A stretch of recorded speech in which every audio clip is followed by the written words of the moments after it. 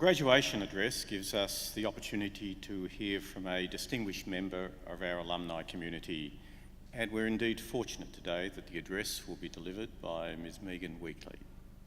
Ms. Wheatley is the Manager Communications and External Affairs at Senvion Australia. Globally, Senvion is one of the world's largest manufacturers of wind turbines and wind energy solutions. Prior to joining Senvion, Ms. Wheatley was the Head of Policy for the UK Business Council for Sustainable Energy and was the Senior Manager at Sustainability Victoria, where she led the development of the Victorian Wind Atlas and the government's Black Balloons energy saving campaign. In 2009, Ms. Wheatley was awarded the Mechanical and Aerospace Engineering Alumni of the Year from Monash University. Ms. Wheatley is a Director on the Clean Energy Council Board and a graduate member of the Australian Institute of Company Directors. I have much pleasure in inviting Ms. Wheatley to deliver the graduation address.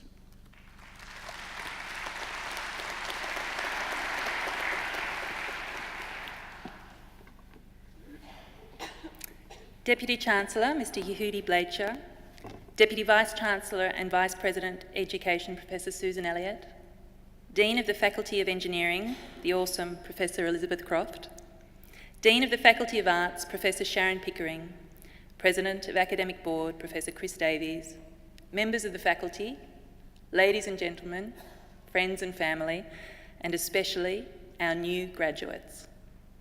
Firstly, I would like to offer my heartfelt congratulations to every graduate here today. It is a long journey to graduation, and you should all be very proud of what you have achieved. This is also an opportunity for your family and friends to celebrate this hard-won milestone, and for you to thank them for all their support too. So 20 years ago, I was sitting where you are now. Back then, I would never have thought I would be invited back to give a graduation address. In fact, when I was first approached, I wasted a lot of the university's time with a series of emails along the lines of, "You do realise this is the Megan Wheatley that failed second-year computers," followed up with, "You know, the one who failed it again the following year." Anyway, here I am. And I'm reminded that we all experience feelings of self-doubt. When I graduated, I remember having no real idea what the future might bring. At the time, that concerned me, but with the benefit of hindsight, I will say this: life will put all sorts of exciting opportunities in your path in ways that you can't plan for. And the best thing that you can do is to be ready to seize those moments when they come. It gives me great pleasure now to share with you 4 things that I wish I had understood when I first graduated. So firstly, you can create your own opportunities. When I was at university, I was very worried that I wouldn't even get work experience, which you needed in order to get your engineering degree. Finally, I got an offer from a truck repair company after a very awkward interview in an office plastered with centrefolds. As you can imagine, this made me think very hard about what it was that I wanted to do. And the thing that really excited me was renewable energy. So I looked up renewable energy in the phone book, which is how we did Google searches in the olden days. And I made some calls. And I called Energy Victoria, the government's clean energy authority. And when I did, the receptionist kindly put me through to a senior engineer. And I worked up my courage and I asked to meet him. Now, this man had quite fixed views about what made a proper engineer. Melbourne University graduate, avid bike rider, bushy beard. And despite failing miserably across all of these areas, he offered me 12 weeks work experience. That first step towards my passion is what set me on a path to a very interesting career in clean energy that has seen me working for government and in the private sector both here and overseas. I am so grateful for that first opportunity. And what I've found is that people are generally very happy to meet with you if you're interested in what they do. So I would encourage you to identify people who have the job you want or work in the sectors that excite you and make contact with them.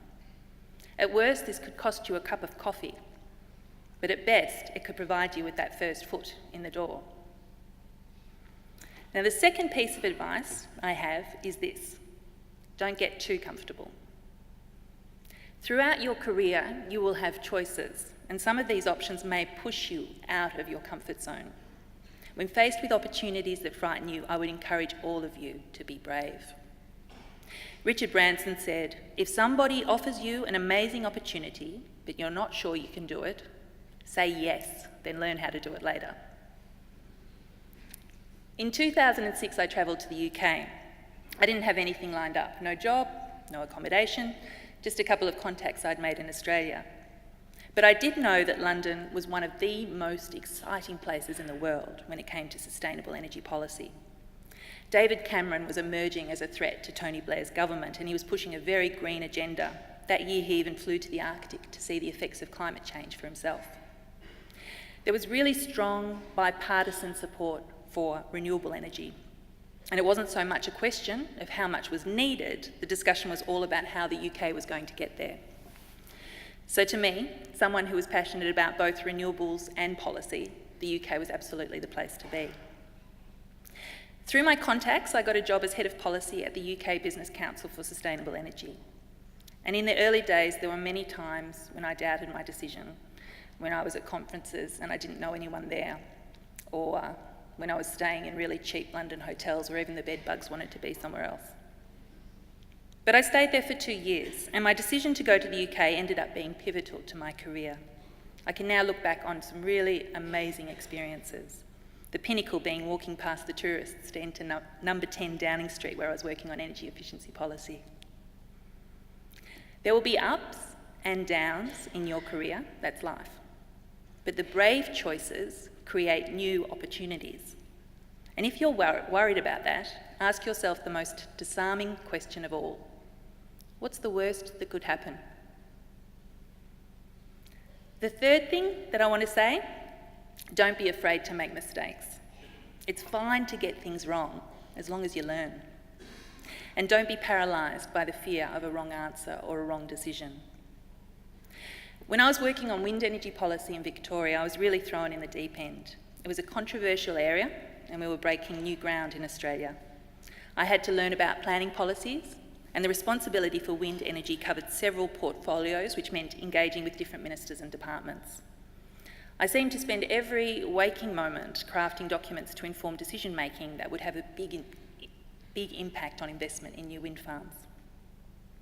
After one cabinet meeting, I felt as though things were progressing really well. There seemed to be broad agreement about the way forward, and I could see a light at the end of the tunnel. But then I overheard a very senior bureaucrat saying that was the worst cabinet submission I had ever read. Now that really threw me. I'd poured so much of myself into that document. I'd worked nights, weekends. I was destroyed.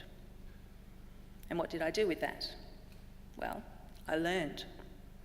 I paid more attention to how words could be used to guide decision-making. I learnt to embrace how hard it is to communicate something simply and effectively. At the time, I was so demoralised by that throwaway remark that I would have been too ashamed to even tell anyone. But now I see that moment as one of the most powerful learning moments of my career, and communications is now actually part of my job title. The fourth and the final thing that I want to say to you is that your networks will open up doors, so you need to look after them. Ever since that first foot in the door, every professional opportunity and every career success I've had has been a result of my networks. For example, in early 2010, the renewable energy target, the main driver for investment in clean energy, was broken, and I had an idea about how it could be fixed. I travelled to Canberra to meet with someone I'd first worked with in the Victorian public sector. We'd worked together really well and kept in touch as his career progressed, and he was now in a very senior position. The meeting resulted in changes to the renewable energy target, which unlocked millions of dollars of investment in large-scale renewables. I wouldn't have been the only person to think of this particular policy solution. In fact, it was pretty obvious to anyone who was working in the sector. But because of my network, I was able to have the right conversation at the right time. And when I say that it's important to look after your networks, I don't mean this in a cynical way, where you connect with people just in order to further your career. What I mean is making sure that you genuinely support your network, you help where you can, and you demonstrate your value. And in my experience, there are two things that underpin your reputation with your network.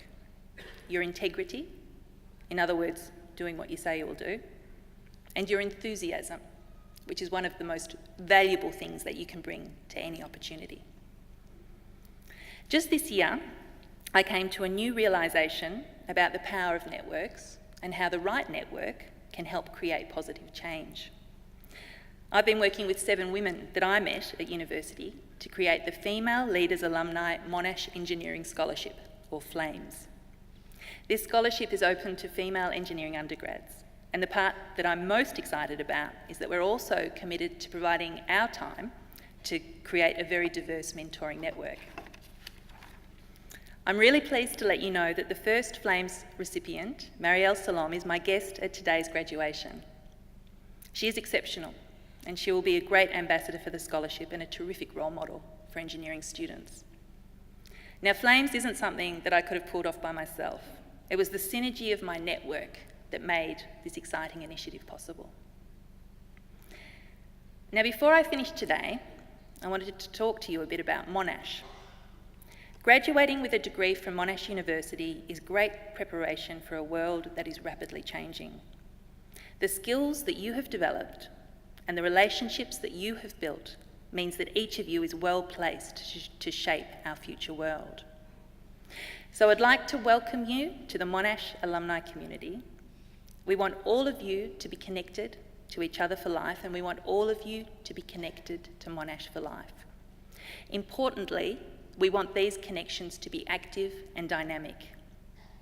There'll be times when you'll benefit, such as connecting to international networks, having access to information about the latest research, accessing career development opportunities. And there will also be opportunities to give back, such as through mentoring, hosting events. You might even create a scholarship of your own one day. And while Monash is working to make it easier for alumni to remain connected, ultimately, the success of your connections and networks will depend on you, whether you build your career here in Australia or elsewhere in the world. There's a quote that I love. When it comes to the future, there are 3 kinds of people: those who let it happen, those who make it happen, and those who wonder what happened. I believe that it is the Monash graduates in this room that will shape the future. I believe that you are the ones that will change it for good. Congratulations on your degrees. Good luck with your careers. And please, wherever you are, stay connected.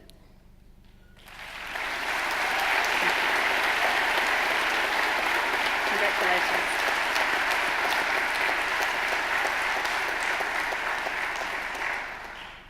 Thank you, Megan, for that most thoughtful address, lessons from which I'm sure the graduates will take with them in the years ahead. Could I ask you once again to thank Megan for her presentation?